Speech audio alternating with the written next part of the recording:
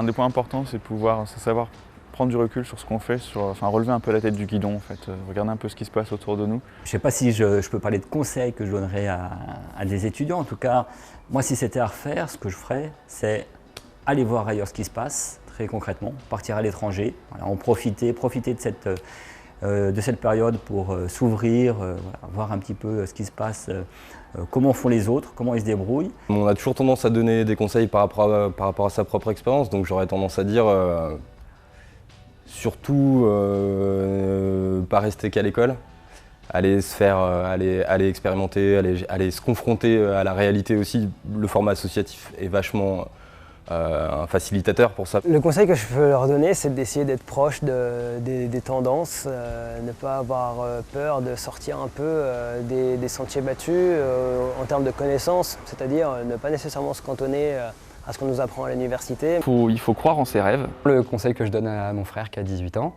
Il faut travailler pour moi dans un domaine qui, si ce n'est où on est vraiment passionné, au moins qui nous intéresse. Il y a toujours moyen de trouver une place quelque part pour quelqu'un qui a envie de trouver du travail. Rester fidèle à soi-même, à ce qu'il croit et à leurs rêves, c'est pas à moi de dire qu'il ne faut pas le faire. Puisque je le fais un peu depuis 30 ans. Si jamais on veut se lancer à son compte et lancer une entreprise, le seul vrai conseil que je donnerais, c'est d'en parler, de communiquer, d'en parler avec des gens soit qui ont déjà fait ça, soit d'en parler avec ses futurs potentiels clients. Pitcher le projet, essayer de voir l'intérêt que ça suscite et confronter la vision qu'on a à des gens qui sont soit des futurs clients, soit quelqu'un qui a déjà fait ce genre de choses-là.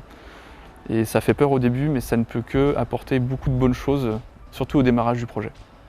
Même créer une entreprise, c'est un bon jeu, quoi. D'ailleurs, il y a des jeux de simulation de création d'entreprise.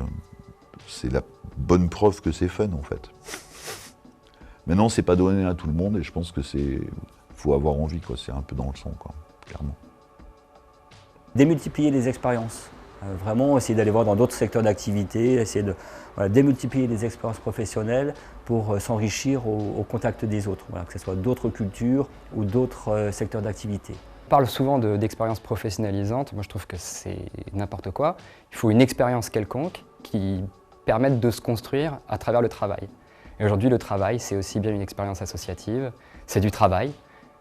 C'est une expérience de petit boulot saisonnier, ça c'est du travail. Et il y a plein de gens qui se construisent là-dedans et je pense que c'est un gros moins que de ne pas se confronter le plus vite possible au travail. Mais aller se confronter vraiment à des problématiques où il faut monter du projet, où il faut bosser avec des gens, ça me paraît être vraiment un truc. Moi j'ai l'impression, mon parcours universitaire, il m'a vraiment donné une culture générale, une capacité d'avoir une vision élargie, etc. Par contre, tous les savoir-faire du quotidien, en fait, ils se sont forgés sur le tas, en se trompant, en essayant, en recommençant. Enfin, c'est vraiment cet aspect un peu d'avancer par itération, quoi. Ok, on essaye une première version de projet, il y a tel truc qui n'a pas marché, on voit plus gros sur la deuxième. Et ça me semble être vraiment hyper formateur.